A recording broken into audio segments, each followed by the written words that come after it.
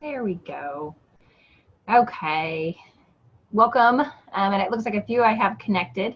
Today is our tech chat. So this is supposed to be highly interactive and very informal, but it's a way that we can talk about a topic that's important to us that are on the chat.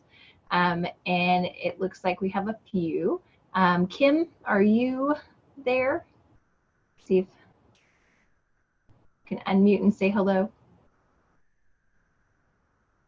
If it's not there, if you pop back on, that's great too. And Jason looks like he's in the car, so he's kind of viewing, but if he gets to a point where he wants to chime in, that's great too. And then I am Audra Brownlee, and I'm the Interactive Video Conference PLN current president until the end of June, but I highly use Zoom in my classrooms, so this is a big important topic to me, so I wanted to kind of initiate this and get the ball rolling. And then Tammy, go ahead and introduce yourself.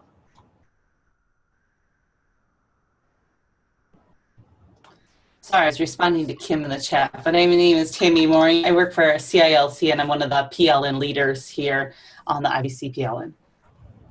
Thank you, Tammy. Okay, so I'll go ahead and get started. I did share in the chat, there is a link, and for those that are going to watch the recording later, we'll send that link with the recording as well, so you have access to that. And it's just a Google document that I've listed some of the things that I've found in using Zoom, some of the pieces of equipment that I've used personally and liked, and we'll talk about it. The different types of equipment can be for different scenarios, and you know, every classroom is different and can require different types of technology to use with it.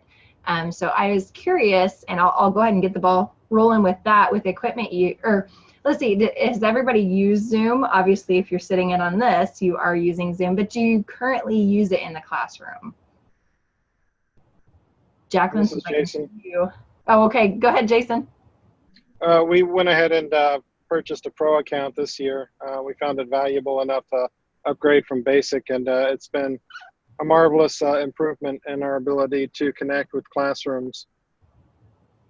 Awesome, awesome. And then Jacqueline? Yeah, I'm coming from the California Academy of Sciences, which is a science museum here in San Francisco, California. And we also use Zoom as our primary connection base to deliver programs to different classes around the country. Awesome. So do you have the paid account? Yeah, we have the pro account as well as the webinar account as well.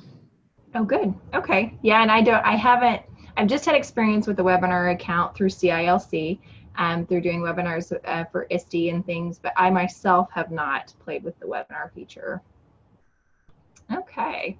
And then, so everybody's familiar. Kim, are you familiar? Let's see. Tech integration coach for some teachers need to shift to you. Okay, so she's had some use with Zoom as well. And she is the tech integration coach. Awesome. Okay, and I'll kind of give an overview of how we use Zoom in my schools. And I am a distance learning director in the South Central Kansas area. So I have several school districts that I work with, mostly rural small schools. And this is we started with Polycom equipment, so the legacy H323, and connected that way. And we do call it the dual level classes with our local community colleges. We also do high school classes that way. Like, not all my rural schools have a Spanish instructor, so we share our Spanish classes that way, and others, arts and sciences and things like that, lots of math. So we use it as kind of a core class tool to be able to keep schools open, be able to offer their kids you know, everything that the kids are wanting to get to graduate. So that's our primary use. And what we've done with Zoom was, because Zoom played so well with the legacy equipment, we could easily transition from Polycom to Zoom without having to just dump equipment that, you know, is still working. So we're still using a lot of our Polycom equipment, and I have a lot of teachers that have made the switch over and are teaching over Zoom. A lot of the connecting classes are now, you know, as their equipment's dying out, then they're implementing we're not using the official Zoom rooms, but I call it a Zoom room. So it's just this type of Zoom in a classroom. And then we also do the special programs. Elementary kids will connect to zoos and museums and things. I love that. I know a lot of them have picked up on Zoom. Connect to Texas is a big one that we pull a lot of programs from, and they've got a Zoom account as well. So how do you currently use it? Well, Jacqueline, we'll go with you. Yeah, so we use it right now to connect with classrooms around the country and do one-off programs with them, whether it's we waddle around like penguins with our kindergartners, or we explore the rainforest and adaptations of animals to survive and get their next meal. And those are kind of those one-on-one programs where one classroom has a web camera and a microphone on them, and then an educator like myself would interact with them. And so I can actually hear what they're saying, I can see what they're doing, as well as they can ask me questions and I can respond right away. And we can actually have a conversation about what are they noticing and what are they wondering. And then there's the other version of programs where we use that webinar feature, where it's just an educator on screen, but teachers have the ability to use a chat box like we're using right now to communicate to us. And that's when we invite multiple classrooms to join us all at once. And it's kind of what we call like a broadcast style program, or sometimes you hear it as live streaming. And so those are usually one-off programs where we have like either a special scientist who is joining us for the day, and we get to chat with a bunch of classes all at once. Or it's a special holiday like Halloween where we look at our spooktacular skulls, or even be able to kind of dive into weather and climate. And so classes are able to join there, and depending on the institution, for us, those one-on-one interactions are usually a paid program, but those broadcast style programs are actually free.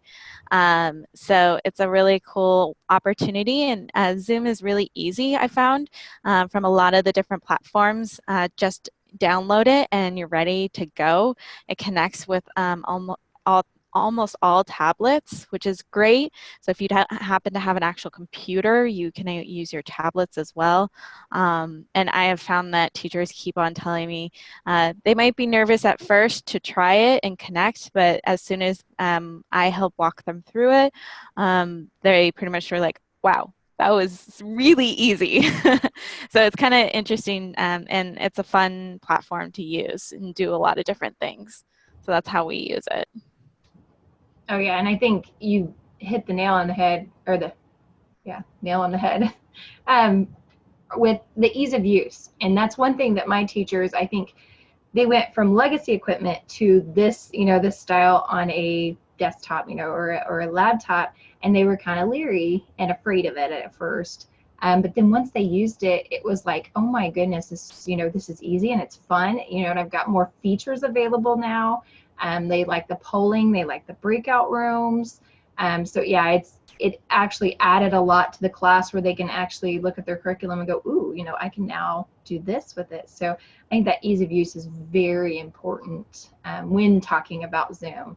And it was the same thing, with the legacy equipment. I'd put, to kind of, go between what would you want to purchase, I kind of put it in the teacher's hands and say, what can you use this functionally? And if the teacher fumbled with it a long time, I'm like, yeah, that's going to be hard to learn. Jason, did you have something? Yeah, again, apologies that I'm kind of mobile on this, but that's also one of the fascinating features of this, that I'm actually able to connect via audio on my cell phone right now. We recently had one of our scientists at Mote Marine Lab. We're a marine biology lab in Sarasota, Florida, and one of our scientists was actually 2 miles offshore off the east coast of Florida on a shark tagging expedition. And we were able to bring over 500 participants into a Zoom conference. And he was able to speak to them using his cell phone from a boat 2 miles off the coast of Florida, which was absolutely it wasn't the best quality, but it was good enough to have an interaction. And it wasn't 500 individual Zoom connections. There was multiple students and teachers under each one. It was about 30 sites connected at once. But overall, there was about 500 participants, and it was a great experience, I think, for everyone. Not something we could have done even 5 or 10 years ago. And the other great thing about Zoom is just being able to record these sessions. We weren't easily able to do that with our H.323 equipment in the past. And the ability to just flip a button and do a quick recording of either side of the conversation or both is an absolutely valuable piece of additional functionality. I agree. Yeah, I love the recording. And I've had a teacher actually use it that was on maternity leave. And then she would record some, you know, if there was a lesson that, of course, she was an art teacher and her sub was not an art, you know, teacher, but it was a long-term sub. If she had something she really wanted, you know, him to go over with the kids, she would do a recording and he would play that recording during the class. And then she actually, and I would never require my teachers to do this, but she's very gung-ho. She, on Mondays, they knew that she would connect from home every Monday and check in with the kids and make sure, you know, did they have any questions for her? Did the sub have any questions for her? So she used it very well. She made it work very well when having to be out of the classroom for a long period of time, but it gave her the capability to. Yeah, and if it was a day she didn't want to turn on her video, she didn't have to. She could just talk to him. And we've used it. There's multiple different styles that you could use this for. I know we've had kids that were homebound for whatever reason, whether they're sick or ill, you know, or going through something. We had a boy that broke his back and had to be immobile for a while. Luckily, it wasn't a bad break, but he did have to be immobile for a period of time. And so he used this as a way to stay connected with his classes just in his regular building. So there's a wide variety for use. It does extend what we're able to do with video a lot. Okay, if nobody had anything more to add to that, and Kim, feel free to throw anything in there. I did want to ask what types of equipment that you are using for Zoom. And like I said, I know there's a lot of different class scenarios. So does anybody want to start with that? You want me to start throwing things at you?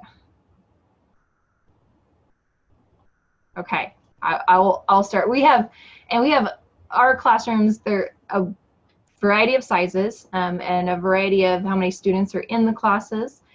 So that document that I shared that you've got the link to is just a Google document. Our main room, we kind of had some Polycom rooms already set up. So as those died, what we did was kept the monitors and then we integrated it. At first, we bought the Logitech, it is the HD conference cam, which used to be called, or there's an older model of it that's the CC3000E. So I have a few of those running around. But the speaker phone was awesome in a room setting. It picked up the kids from the front all the way to the back. We had a lot of success with this, and one of my art teacher, when she came back from maternity leave, she's like, and she was teaching from a Polycom before she went on, and she's like, can I just stay in my room and keep teaching on Zoom? And we're like, sure, you know. And so we got her the Logitech, and she loves it. The mic is very sensitive, so it's perfect for a bigger room scenario. She does have kids in her room and then kids over video. And then she uses, there's a couple peripherals that I put on there. There's a document camera, and the USB document cameras are starting to come out really great and cheap. The one that most of my teachers have is the IPEVO, and it's 99 bucks. So it's a great little document camera for, you know, not a lot of money. And so it'll plug into whatever laptop or desktop that you're using that has USB. And then some of our smaller scenarios, it was a small room with just a couple kids. We've also had the Logitech BCC950, and that's around 200 bucks. And I put prices on there, but Amazon, you know, it goes up and down. So I've seen them as low as 150, and sometimes it bounces back up to 200. So I just put 200 on there. But it's an all-in-one type of system as well. It's got a the Spear microphone or camera. It's kind of on a ball, and it has a base that is a microphone and speaker as well. I would say the speaker and the microphone are not as good as the $1,000 one, but it is a good little scenario for like a person at their desk or just a couple kiddos in a smaller style room. That's worked great as well. And then the one that I'm using today that I have just for me at my desk is the, which one is it? The C920, the Logitech C920. And I got it for 45 bucks on Amazon. I am using the microphone with it, but I'm using my computer speakers. It does not have the speaker functionality. So it's just the camera and microphone. And it's done a great job for just a single person use.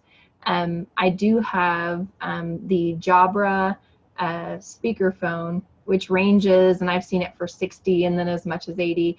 It's a speaker mic as well. When I'm on the go, I do use that with my Chromebook because it blows its internal speaker and microphone out of the water. So I've got something a little bit better than like a Chromebook, or if you have a laptop that doesn't have a great speaker microphone combo as well. And I do take this camera with me because it's just a small one as well. And so anybody watching knows the flicker in my picture is not my camera, it is my computer, and I apologize for that. I haven't figured out what's causing that, but it's not the camera. Okay, and Jacqueline, what kind of technology are you? Oh, and hold on, cut you off before you start. I did get turned on to a new one. It's the Aver VC 520 Plus. It is just like the Logitech HD conference cam, so it's around $1,000. It's very comparable. It's the all-in-one, the HD camera, the speaker, and the microphone all built in one. That one I found out about after we'd purchased the Logitechs, but one important thing for you techie people out there that might be installing this, the VC 520 Plus model has a Cat5 connection between the camera and the hub, which means you can run it, up to 100 foot of Cat5 cable to connect the camera to it. So which means you can get your camera away from your system, up to 100 feet. So you can, run that wire through the ceiling, which was important for us. The Logitech has a 16-foot cable, so you can't run that through a ceiling. We kind of have some wires hanging in some rooms, or watch out for this wire, because it's hard to get the camera away from the system. So that was a big one, and I did give that system, I got a loaner system from Aver. They were awesome to work with. I got a loaner and I let my art teacher use it for a couple weeks, and she currently uses the Logitech, and she said she actually liked it better. The camera quality was a bit better and the microphone was a bit better as well. So I think in further purchases, I will probably go with that Aver system. So, okay, sorry, forgot to add that one. It's all right. So for us, we're actually really low tech. Right now, I'm actually just using my laptop web camera. So no extra. The microphone that I am using, though, is a Sennheiser, and I don't remember the model number right now, but I can definitely send that off and look it up for you. And the only reason why I tend to use this kind of crazy headphone microphone thing is just because of feedback. Sometimes the computer speakers and the computer microphones, not all, or especially older computers, don't have the ability to kind of cancel each other out. So you kind of get this weird feedback loop that happens sometimes. So that's definitely something to keep in mind. But our normal camera that we use is actually the Logitech camera that you mentioned, that $45 to $50 range, the C920. And that's how we do all of our programs. We've only been doing programs for about 4 years now, so we wanted to start minimal, be as cheap as possible, and that way we can grow a little bit more eventually later and get into the higher technology. But it's as simple as that, which is, I think, is great about Zoom, is that it does actually have some of that audio cancellation within the software itself. So it's not as bad if you're just using your microphone on your computer, or that's built in, which is kind of neat.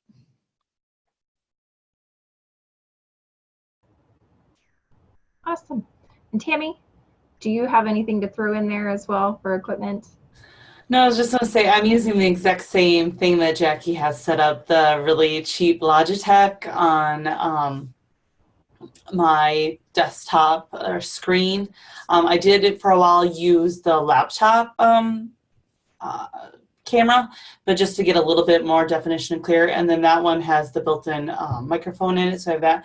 And then I just do it so I can hear a little bit better, since I'm in a room that's really, really echoey. I do have headphones in. But otherwise, if I take those off, it's just fine. I just have to worry about the bouncing off the walls. But that's because I live in a very tiny cubicle space, kind of, you could say, and it doesn't work very well for that. But Yep.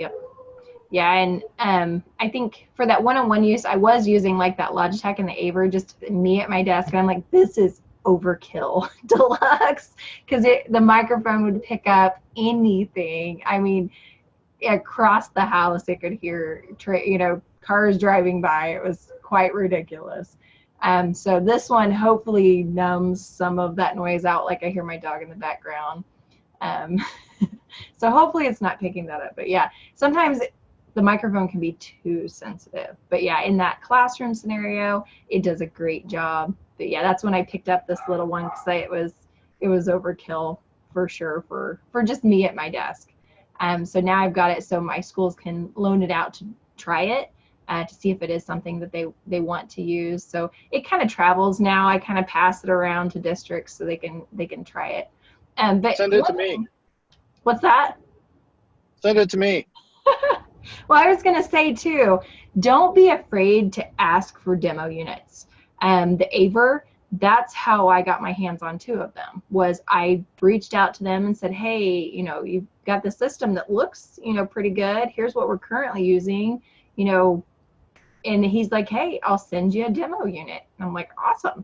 And that's the one that I had my art teacher try. And since then I've got 2 more. So those I can pass around to districts, but do ask. And if I'll try to remember to throw in that document, the Aver guy's name that I know. I believe it's Charles Santoya that I've talked to, but I'll put his email address in there. So if you do need a contact, you can at least start with him. He's probably a regional person, but he can at least put you, depending on where you're at regionally, he can put you with the person that you would belong with, so that you can work with them. And I will say, working with them was awesome, because I actually talked to a real person like the first time I called, which is, I don't know if you've ever dealt with Logitech support. I love their products, but my goodness, don't call and ask a question, because I think I spent 2 or 3 hours on the phone trying to get an answer about an adapter to a cable. And they just kept putting me through to different departments and different departments and different departments. And it took several hours to answer one question. So they're a large company. It's kind of like if you've had to ever call AT&T, many departments, they got to pass you around. So I will say that Aver support has been awesome. And they're, a little bit smaller company, but it's definitely worth looking into. And Audra, you think it makes a difference that you're head of a technology group, and so you're actually a potential larger market? I can never get anyone to send me anything, because it's just me basically, and we're connecting with a lot of people, but we're not actually going to be buying in any large quantities at any point. We may buy 1 single unit, if that. See, and that's when you throw around like the ISTE title. You say, hey, I'm in this IVC on this committee. Make it sound very official, whatever you're doing. and then put that out there. So then maybe they'll think, ooh, I was trying to get Swivel to send me one of those little iPad 360 mounts, but never could break through. Yeah, I have not tried one of those. I tried the original Swivel a couple years ago. They sent me a demo. But yeah. Yeah, make yourself sound official. That helps, I think. Yeah, but don't be afraid to ask. I mean, the worst they can say is, we don't have anything to offer you. Sorry. buy one and try it out. But if they do have them available, I also think I hit at the right time because they were just transitioning from the VC 520 to the VC 520 Plus. So I think they were trying to get rid of all of those refurbished VC 520 models. So I happened to ask at the right time. But yeah, the new model's out, and I have not got to play with one of those. But the only difference is the cabling, and it doesn't have the proprietary cabling. And I don't know if you've looked into like the Logitech. I did look into, and that was the question I was trying to get answered, the longer cables, and there was a $500 adapter to make that cable longer. And I'm like, oh, never mind. So I don't know if they've created something different since, hopefully. But yeah, that was kind of my stopping point there. And that's why I went to look out for other items when I found the Aver. Yep. I did mention in that document as well, Amazon. I look for anything, unless you have got, a great relationship with Logitech and, a salesperson for your area or whatever, definitely use them. But otherwise, I look at Amazon for most everything. You can usually get the cheaper deals, especially if you've got an education account. Those sometimes can get you even better deals. And if you are in a district, check with your district to see if you do have an education account, an Amazon education account for your district, and that may be the best way to do purchasing rather than your own personal, Prime account. Usually those education ones can get you better deals. The Aver, though, the 520 Plus model is not on Amazon yet, but it is on the video conference gear website, and they'll throw in, like, I don't need the extra Zoom Pro account. They'll bundle things together for you. So you can tell them, you can alter your bundle. So you can say, I don't need that, I don't need that. And then just get it to what you need. So they're good to work with as well. I've got a little bit of experience with them, but not a lot yet. But I foresee probably doing more with them as well. And on Amazon, watch the pricing. I think when I purchased my Logitech, it was $750, and normally it's around $999. I happened to grab it when it was at its lowest, I think, but I see it drop down from time to time to 800 to $850, 900. So kind of keep an eye on it. I think you can flag them if you've got an Amazon account. Flag it to tell you when the deals pop up. So there's just some tips. Oh, and the IPEVO camera is just like this, and it's just easy peasy little camera. I couldn't leave it plugged in and actually show it to you because the cable wouldn't reach from my tower to the in front of the camera. And then my Jabra microphone is like that, and it's actually plugged in to my laptop right now. So it's a very simple, travel-friendly little system. And then, are you guys going to ISTE? Kim, Jacqueline, you are? Yay! Yeah, I'll be there. And also presenting a poster with Jason, actually, if he's going. Right. Yes. Yay, Jason, you're going!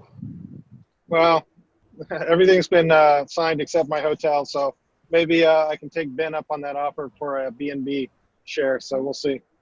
Jason, we might have an opening in our apartment too. We did get an Airbnb as well, but yeah, I don't think you'd be happy with us. Let me know. What is that supposed to mean, Audra? That we're horrible. Throw us under the bus, Audra. Good, Kim. I'm glad you're also. I was just going to mention this when Kim was writing in the chat. She said something about Skype, and that's what a lot of her teachers use. A good thing that I've heard when we've been using Zoom is that you don't have to set up an account, which is really nice. Where it was Skype, you have to set up an account and the teacher has to have that.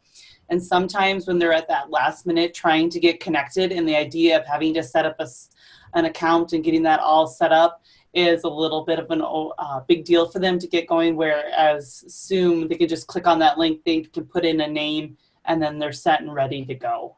Yep. And I know a lot of times, like, the district has to approve a Skype account or to get to Skype on the district grounds. So it's sometimes some more red tape that you've got to go through. Zoom, I think, is a little easier, and like even to jump in this, you get your link and you just click it and go. So you don't have to be logged in, which is nice. Yep. And that's exciting, Kim. You get to go. Yay! Yeah, and as I say, it's not even considered secure enough that a lot of the national park services that we work with also are using it, and they're all on federal lines. So I always say if the federal government can use it, it makes it really easy for a lot of other people to use it, since they jump through a lot of extra hoops too. Yep. Yeah, and I've never seen any schools saying that the Zoom link has ever been blocked. So that's one thing to keep in mind. And again, we do programs all across the country in different districts, so that's kind of neat. Yeah. Oh yeah.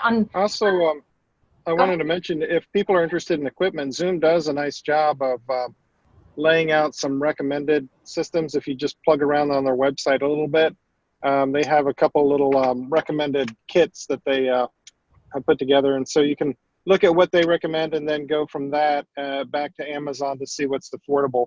And that's everything from the camera microphones to the actual little Intel Nook units for the computing.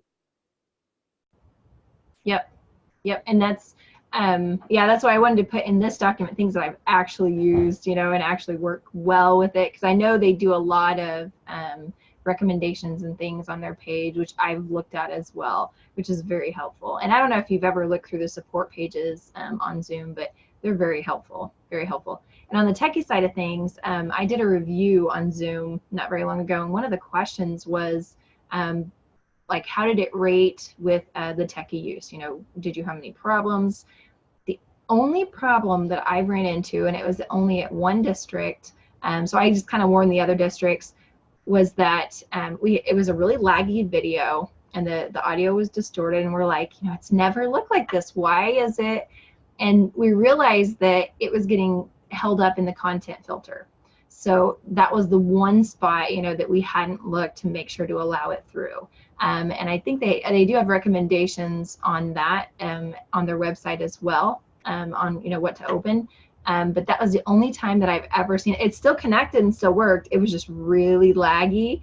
But once we allowed it through the content filter, then it was good to go. So we had no problems. So yeah, I've very seldom seen issues with the actual Zoom side of things. Yep. Okay. And since you are attending, make sure to, we will, is it our June one, Tammy? June or May, we'll be talking about different upcoming events for our IVC PLN. And we'll be posting those if you follow the emails or follow in the ISTE community as well. We'll be posting the things that our group is doing. I personally, for our playground event and our IVC showcase event, I'll have either the Ava or the Logitech or both with me. The bigger systems, I'll probably ship them to myself. I brought the Ava last year, or I brought the Logitech last year. So I'll probably bring the Ava this year. So if you wanted to get hands-on with it and actually look at it and play with it, it'll be in the playground, and then also on Tuesday it'll be in our IVC showcase event as well. And I'll probably bring my document camera and my Jabra, just so you've got them in person, and if you wanted to play with them, then you can. And I will say, at last year's ISTE, the IPEVO booth was giving away those document cameras, the Ziggy HDs, the Plus model. I did acquire 2 of them while at ISTE last year. This is my old one. I did give them away to my teachers, made a great raffle piece, but I still have my old one, so I don't have the Plus model anymore. I gave them away, but I will definitely go to the IPEVO booth at this year's ISTE. Hopefully they'll be giving away something again this year. Did anybody else run into any last year that were giving away anything good like that? No. Okay. Yeah, and I know I did run into another company that had some great little USB document cameras, but they were actually based in China and did not have, and they were cheap. They were very, very cheap on price, and I did get to see the product, and they looked great, but the shipping the shipping alone kind of priced them out of the ball game, and they didn't have any distributors here.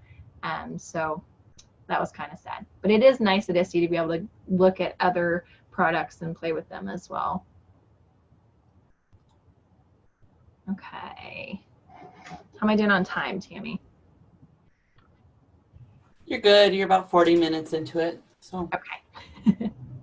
Did anybody have any other? Those are kind of my main conversation topics to throw out there. Does anybody have any others that they want to discuss or anything else in more detail? I would just give anyone a heads up that if they go to Zoom, you can get a free account and you can connect, try it out, especially Kim with your teachers or things like that. The only caveat is to keep in mind that it's up to a 40-minute connection or 45-minute connection, and then it cuts off. So then they'll just have to create a new meeting and come back in, but they can definitely try step out for up to those 40 minutes. With that, I do know that some places the basic account is a pretty good price at $144, and they usually use a Google Calendar. I've seen a lot of teachers do that, and then they share it that way of who's going to use it. So if they're going to use it for longer periods of time, that works out too really well. Yeah, and we've kind of got a Google Calendar system going between our districts, because we have, when you throw in the Polycoms, you have to use the CRC port, and basically a port per Polycom that you're using at one time. So we only have a limited amount of those.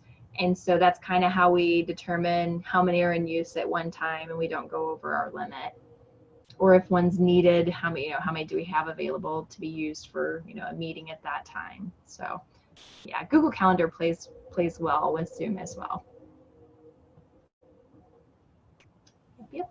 What I do, it depends on how new some people are. It does have the capability to share documents really easy, like on the screen. So if I just hit share at the bottom of the screen, and anyone can do this that's there, they can go ahead and I'll share the Google document that Audra nicely sent out.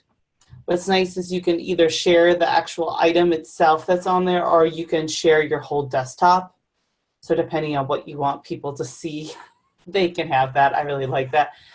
And then I think what's really nice is to do a virtual background, which you can green screen, which mine isn't going to green screen very well because I have a really bad color, or I don't have a proper background. But you can see I'm floating in what's supposed to be a farm scene, but it's just the bottom half because it's blue. But I think that's a lot of fun, that people don't realize that there's built-in green screen in there, and kids love that. And so it's really cheap. You don't have to try to buy something else to intergreen or to intertwine that green screen in there. So I just have some green felt when I use mine and pop it up behind me. And then the big thing is proper lighting for that. Yeah, and it just takes a piece of green material. I mean, it doesn't have to be the perfect color green, just that regular, I call it chroma key green. If you can get close to that, you're good to go. And I do like, you mentioned the share. I do like the share features because you can share from about any device. You can even share from a phone. So like my kids in classes have used that. If they've got a tablet or an iPad or a Chromebook, all they have to do while they're in the class, and their laptop's not connected to it, they're connected to one in the room, they just go to share.zoom.us and then they enter the code, and then they can share their screen. So if they're giving speeches, and they want to share their slideshow that they're doing, they can do it from their device while they're going. So I love that capability. They can even do it from their phone. So that's a nice feature I really, really like. Audra, do you know if the green screen feature is available with the free account? Kim was wondering that. I don't think so, but I'm not sure. I thought the free one limited the time of the call, and then the breakout room, polling, virtual background. I thought those were part of the pro account, but I'm not sure. I think that's correct also. Okay. And I'll look that up and throw that on that document. Yep. Yeah. I think, does it limit how many people you can throw in the meeting? It's a ridiculous amount, but I think there's a limit to how many. Yeah, I mean, you can do 99 with a basic 99 sites. So that's quite a bit. And what's nice is that as the host, you can control all of them. You can mute them all. You can unmute them all.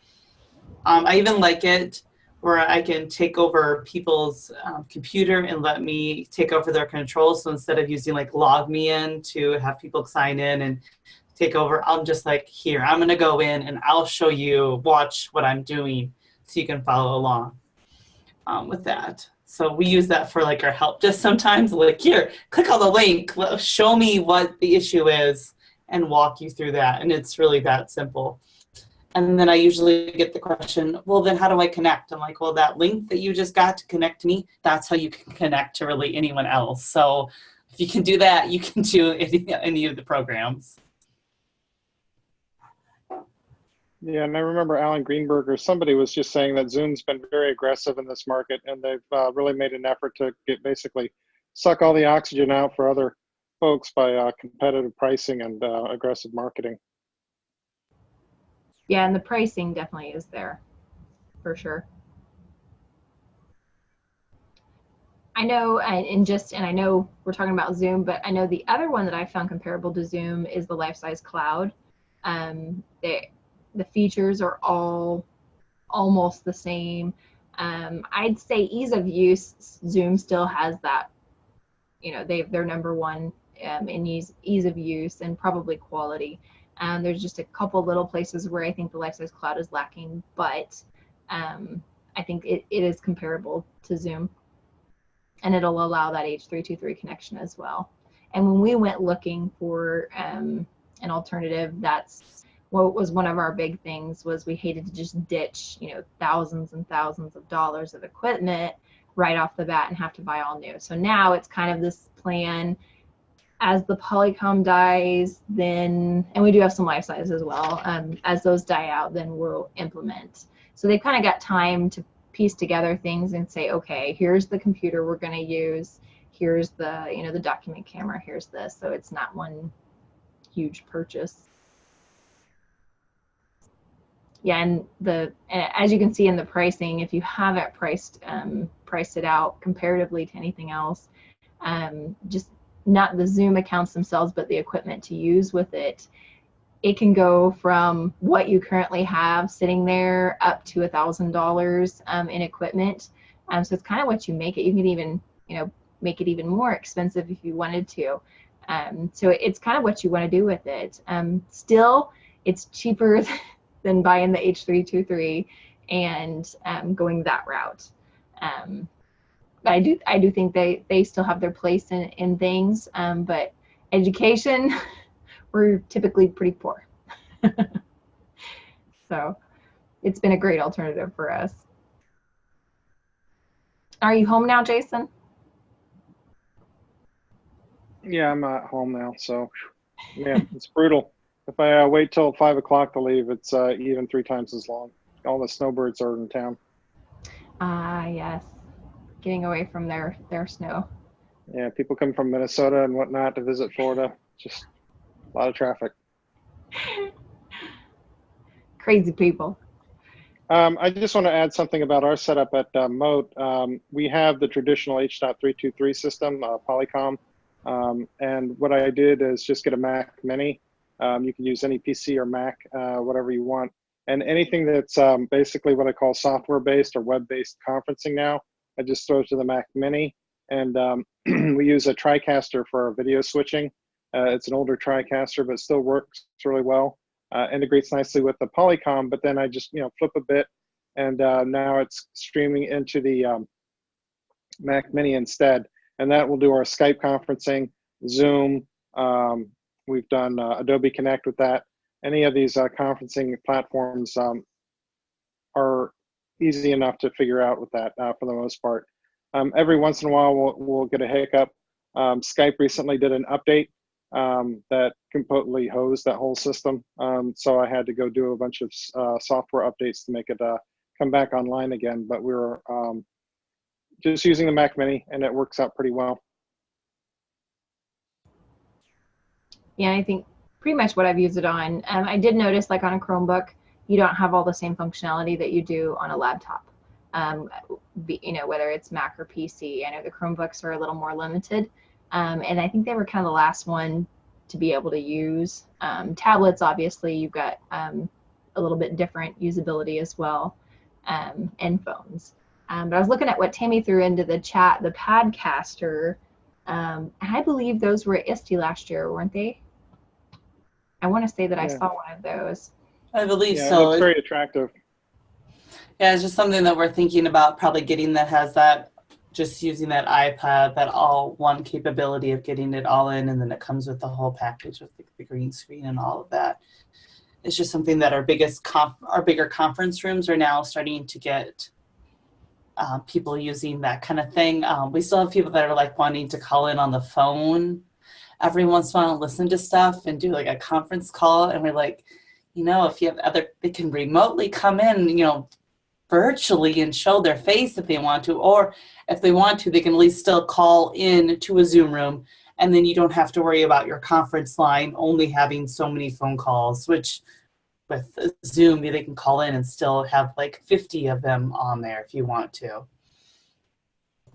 do it that way. The Padcaster looks really attractive. When we had Dr. Huter out there on the boat, he was just using his cell phone, but I really wish I had something like that I could have just given him a Pelican case that he could have just snapped open and then had all the best little lenses attached to it and microphones. I think that would have done a lot to improve that quality of that connection. Yeah, the Padcaster is definitely worth looking into for the presentation end of things, for sure. If you're doing any presenting, that looks nice. And I think I've added it to that list. But if anybody has anything else to add to that list, I'll try to make it, I think it's view only right now. I will make it editable so you can throw things in there if you need to, or just email me or shoot me a thing and say. Were you raising your hand, Jason? Yeah, Tammy, you mentioned something about Zoom content enabled earlier so that we could see this document. Was that some extra feature on Zoom, or did I just misunderstand you? I think you maybe could have misunderstood me, but maybe not. Okay. Because you can freely share these documents and stuff in Basic and Pro account. Yes. Mm-hmm. I think I was just saying that you could limit, like when you choose what to share, you don't have to share your whole desktop. You can at least choose what you want to share, what you have open. So I usually tell people when I'm training them sometimes, make sure you click on either your whole desktop if you want to, or maybe just the PowerPoint. Because sometimes when people don't realize they're just sharing the PowerPoint, they're like, well, why aren't you seeing this over here? And I'm like, well, you're only pushing out your PowerPoint. I can't see what else is on your desktop. Stop share, put on your desktop, or they'll share their desktop and there's like a whole bunch of stuff up there. And it's like, maybe just share the PowerPoint so you're not showing off the most unfriendly, like throw up on the desktop that some people have, where it's all over. And kind of related to that too, one of the secrets that I've been using, and it's not a secret, but Zoom is great for doing screencasts where you're not even doing conferencing at all, you're just doing the recording. And so I've had it where I've shared, we did a teacher workshop this past weekend, and the presenter all the teachers were in the room with us. And I just set up a Zoom conference really quickly. Nobody was in it except for them, and then recorded their presentation, and then immediately was able to take that recording, drop it in our Google site for the teachers to have access to after the workshop. So it was a narrated screencast of the presenter's slides on sea turtles, and it was right there for them, immediately available, just using Zoom. I do like that they have the ability on the recording to do either cloud or to the device. Cloud, obviously, there's a lot that you get for free from cloud, or you can pay extra to have like a whole ton of space. But just even the free amount's all we've needed, and then I can throw it wherever I need to and get rid of it. But yeah, we use Google Share to throw those videos around most of the time. That's the easiest, usually. We've also been using it for our volunteer training. And again, it's just the volunteers are in the room. The scientist comes in, does a presentation, and we're just using it to do a screen recording of their slideshow, and then it's available to any volunteers or docents who aren't available to see that training, and put up in a private server. Yep. Are there any other conversations somebody would like to know more about? Okay, and even for those that watch the recording later, on that document, they can add to that document as well different equipment that they may be using that differs, from what's already on the list, so we can kind of keep that rolling. So, we've got other ideas of what to use and what type of scenario. So, okay. Any other questions? No. Okay. And just I didn't have this ready. I should have. Tammy, do you have a list of our upcoming items for IVC readily available? Are you talking upcoming like at the conference or upcoming as a group of what we're doing? As a group, yeah, just for the IVC PLN. We haven't set any dates yet, but what I will do is kind of when I send this out, I'll give people the ability to check out some of the things we've done in the past. So if they ever want to look at those opportunities that we've had, and then we'll add you to the list of upcoming events that we're going to be having. I know Audra said we're probably going to be doing something in June about getting ready for ISTE. For a first timer, we'll probably do follow-up in July about what we learned, sharing kind of moment. And then I think JC may have some hopeful PD in the future, but. Okay, yeah, April was the Earth Echo. Yeah, for Earth Day or around Earth Day, I'm hoping we can get Earth Echo in here, and they do a lot of virtual conferencing, and so I'm hoping we can get one of their representatives to come in and not only talk about what they do, but also how they're doing it, using what technology. Awesome. And then CILC is doing the free programming on March 21st. Is that correct? 20th. 20th. Okay. Spring cannot come any day later, Audra. So yeah, CILC will be giving away a whole day of free programming, 8 a.m. Eastern to 4 p.m. Eastern. There's 3 different tracks of programming to choose from. I'm going to go ahead and put that up in the box. A lot of you may know about this. I don't know if that worked. Let me know if that link did not work. I apologize if it didn't. But Kim, you're more than welcome to pass that on to the rest of them, your schools that you work with. They can sign up. It's a Google form. They don't even have to be a member of CILC, but they can pick all the programs they want to. They get a Zoom link to connect for the day, and they can pop in and out of that programming. Okay. Awesome. And then I'll throw you under the bus again, Tammy. CILC is a reseller for Zoom. Is that correct? We are a reseller for Zoom. So if you want to find out more information about us for that too, we do have deals for that. I'll throw a link into that gives you a little bit more about it. But you can purchase it from anyone. We understand that completely. Yeah. It's out there too. Yep. Yeah, so if you do, and I don't mind if you email me directly as well, just on the the end user side of things, if you have more questions, just let me know. That's how I learned about different technologies, is from networking with others. So yeah, I definitely learned from the process as well. So I have no problem doing a side conversation with anybody. Yep, and thank you all for attending. All right, I hope everybody has a great rest of the day. Thank you. Thanks, Jason.